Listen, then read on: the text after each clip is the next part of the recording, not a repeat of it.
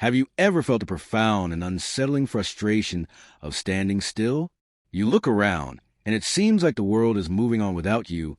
Friends are getting promotions. Colleagues are launching businesses. Strangers on the internet are celebrating these massive, life-altering wins. And you? You're not lazy. You're not unintelligent. You have ambitions. You have dreams. You work hard. But for some reason, the needle just doesn't seem to move. You start a diet with fiery resolve, only to find yourself back at square one a month later. You commit to learning a new skill, buying the books and the courses, and after a few weeks, they gather dust. It's a deeply human and incredibly painful experience. This gap between the person we want to be and the person we see in the mirror each day. We ask ourselves, what is the secret? What is this magical ingredient that some people seem to possess, this key that unlocks a life of achievement and fulfillment, while so many of us are left fumbling with the lock? We assume it must be a grand gesture, a lucky break, a quantum leap of genius or opportunity that we just haven't been given. We hunt for the one big thing that will change everything. But what if the answer isn't big at all? What if it's so small, so subtle, so mundane, that we overlook it every single day? This very question became an obsession for a man named Jeff Olson. He wasn't a guru born on a mountaintop. He was a man who had felt that same stagnation, that same gnawing frustration, and he dedicated his life to dissecting the anatomy of success and failure. He wanted to find the invisible force that separates the triumphant from the tragically stuck. This isn't just a summary of his findings. This is a story of his journey, a quest to uncover a truth so simple it's revolutionary, a principle that governs our lives whether we are aware of it or not. Jeff Olson's story doesn't begin with a flash of brilliance or a silver spoon. It begins in the sun-drenched landscape of New Mexico, with a young man full of the kind of unfocused, raw ambition that fuels many of us. He wasn't a prodigy. He was, by his own admission, perfectly average. He had dreams, but no blueprint. He wanted success, but had no idea what it was actually made of. So he did what so many of us do. He started trying things. He threw himself into the world of work and enterprise, expected his effort to translate directly into results. It did not. He found himself on a treadmill of mediocrity, running faster and faster, but never actually moving forward. He sold cleaning products door to door. He tried his hand at selling solar panels, a venture that ended in complete failure. He spent a period of his life as what he would later call a beach bum, a life that sounds romantic in a novel, but feels like a slow, sinking failure in reality. By the time he reached his late 20s, the frustration was beginning to curdle into a quiet desperation. He was watching his peers, people with no more intelligence or talent than he had, begin to build lives of substance. They were buying homes, starting families, climbing career ladders, and Jeff Olson was broke. He was living in a tiny garage apartment in Florida, struggling to make ends meet, the weight of his unfulfilled potential pressing down on him. This was his crisis point. It wasn't a dramatic, movie-like rock bottom, but a slow, grinding realization that whatever he was doing was fundamentally wrong. The formula he had been given by society, work hard, be a good person, and you'll succeed, wasn't working. He was working hard. He was a good person. And he was failing. This immense personal pain became the catalyst for his quest. He began to look at the world not as a participant, but as an investigator. He started to meticulously observe the successful people he knew and read about.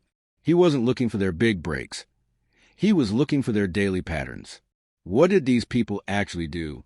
And more importantly, what did the other 95% of people not do? He noticed something strange. The successful people weren't necessarily making brilliant, high-stakes decisions every day.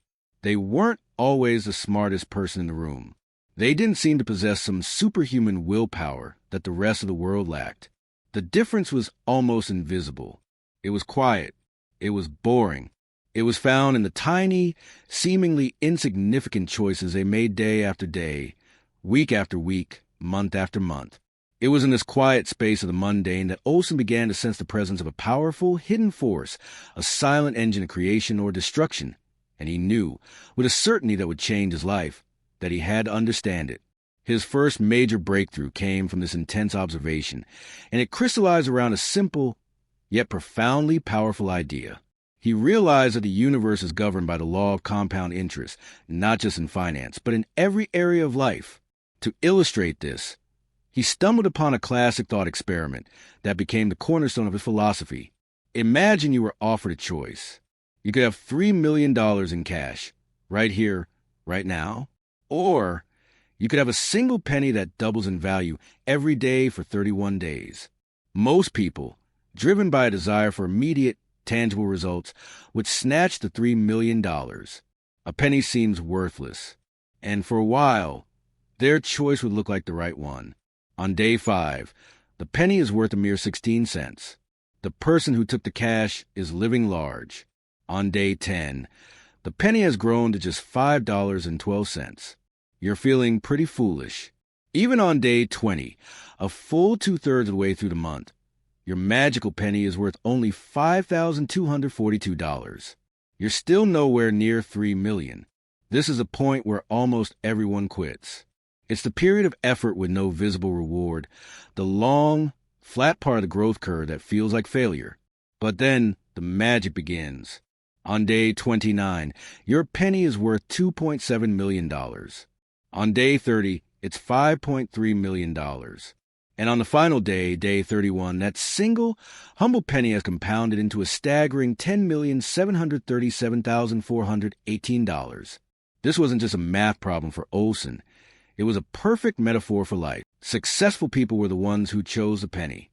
They were willing to do the small, simple things every day that looked and felt insignificant, trusting that they would compound over time into something massive.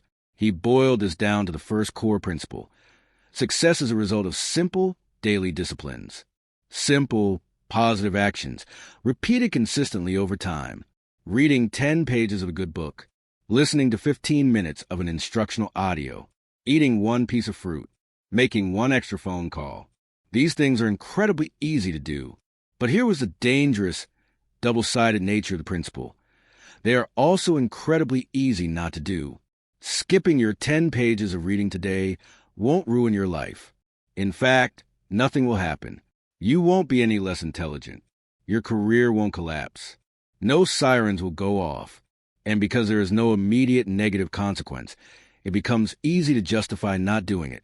Just as the power of the penny is invisible for the first 20 days, the consequence of neglect is also invisible in the short term. This, he realized, was a trap that ensnared almost everyone. They were waiting for a quantum leap, while true success was being built, or true failure was being cemented, in these tiny, undramatic, daily choices. But this discovery, as profound as it was, led to an even more perplexing question. If the formula for success is so simple, just do a few easy things every day, why doesn't everyone do it? Why do we know we should eat the apple but still reach for the chips? Why do we know we should read those 10 pages but instead scroll through social media for an hour? Willpower alone clearly wasn't the answer. People with tremendous willpower still failed. This complication forced Olson to dig deeper, to look beyond the actions themselves and into the root system from which those actions grew. He realized that the first principle, the power of small disciplines, was just a what. He was missing the why. And the why was the second, more nuanced principle. Our actions are governed by our philosophy. A philosophy, in Olson's terms, isn't some complex academic creed. It's the simple set of beliefs and attitudes you hold about the world and your place in it. It's how you see things. And this underlying philosophy is what drives every single one of your small, daily choices. He saw that people who failed weren't making a conscious decision to ruin their lives. They were simply operating from a flawed philosophy, a belief that their small choices didn't matter. This one little burger won't hurt. Skipping my workout just this once is fine. I'm too tired to read tonight. It won't make a difference. Each of these is a tiny vote cast from the philosophy of insignificance. The problem is, these choices, just like the positive ones, also compound. They create a slow, downward slide that is just as invisible as the upward climb. He used the analogy of the water hyacinth, a plant that doubles every day. If you place one in a pond and it takes 30 days to cover the entire surface, choking out all other life, on what day is the pond only half covered? The answer is day 29. For 29 days, The problem looks manageable. You see a few plants and think, I have plenty of time to deal with this. Then, in one 24-hour period, the problem goes from half full to a complete disaster. This is the insidious nature of negative habits. The damage is invisible until it's almost too late. So, the deeper truth wasn't just about forcing yourself to do the right things. It was about cultivating a philosophy that made those right things a natural, automatic choice. It was about shifting your core belief from "it doesn't matter" to "everything matters." The person who internalizes that reading 10 pages a day matters will do it, not out of sheer, gritting willpower, but because it is a natural expression of their belief system. They see it not as a chore, but as an investment, another penny doubling in their intellectual bank account. Conversely, the person whose philosophy is geared toward immediate comfort and gratification will always find a reason to defer the small, positive action. The battle isn't won or lost on the field of action, but in the quiet, internal landscape of your mind. And it was at the intersection of these two powerful principles, the compounding effect of small daily actions and the underlying philosophy that drives them, that Olson had his grand, unifying aha moment. It all clicked into place. He saw the world and every life within it as being plotted on a simple graph. On this graph, there were two curves. One was the success curve, and the other was the failure curve. The most shocking and important part of this vision was that both curves start at the exact same place. When you begin, the person making the simple, positive choices and the person making the simple errors in judgment look identical. Their results are the same. Their lives are indistinguishable. For weeks, for months, sometimes even for years, these two curves travel so closely together that you can barely see the space between them. This is the great deception. This is a period of invisible results, where most people give up. They've been eating right for 3 weeks and haven't lost a pound. They've been reading every day for a month and haven't gotten a promotion. They say, this isn't working, and they quit, sliding right back down to the starting point or worse onto the other curve. But for those who persist, who are driven by a philosophy of faith in the process, something incredible happens. The inexorable, unrelenting power of the compound effect begins to take hold. Their upward trending curve, which has been rising at a barely perceptible angle, suddenly begins to bend, steepening its ascent. At the same time, the other curve, the one built on tiny neglects and poor choices, starts its own descent, slowly at first, then picking up terrifying momentum. A gap appears, then it widens, and soon it becomes a chasm. The person on the upper curve is now experiencing what the world calls overnight success. Their health is vibrant, their relationships are strong, their finances are secure, and the world looks on and says, wow, they got so lucky. Meanwhile, the person on the lower curve is hit with an overnight disaster, a sudden health crisis, a bankruptcy, a broken relationship, and the world says, wow, what a string of bad luck. But it was never luck. It was never one event. It was a predictable mathematical outcome of thousands of tiny, seemingly insignificant choices made over time. The grand synthesis, the ultimate realization was this: there is no standing still. You are on one of these curves, right now, in this very moment.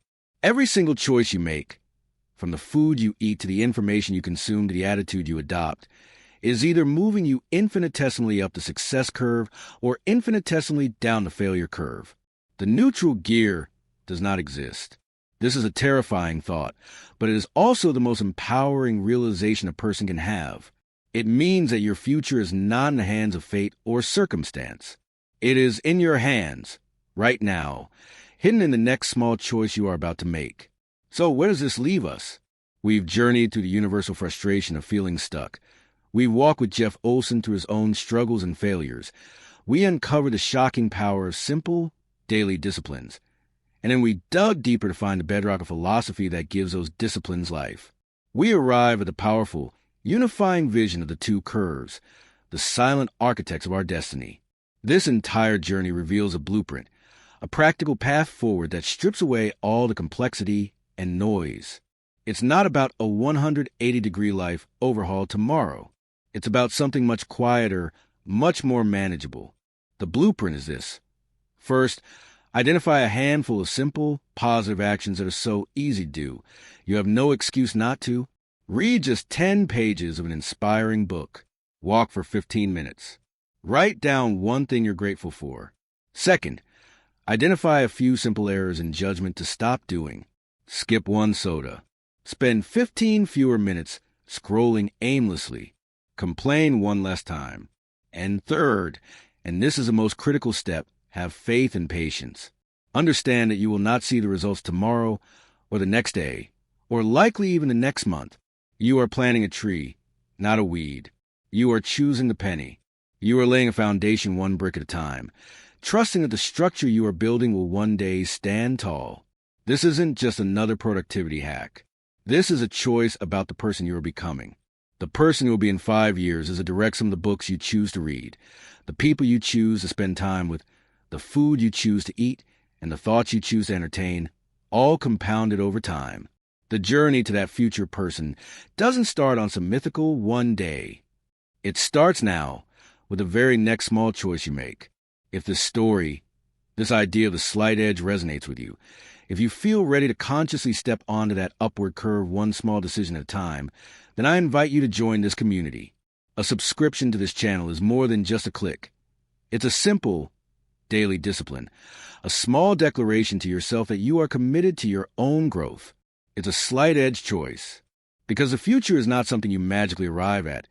It's something you create one tiny invisible choice at a time.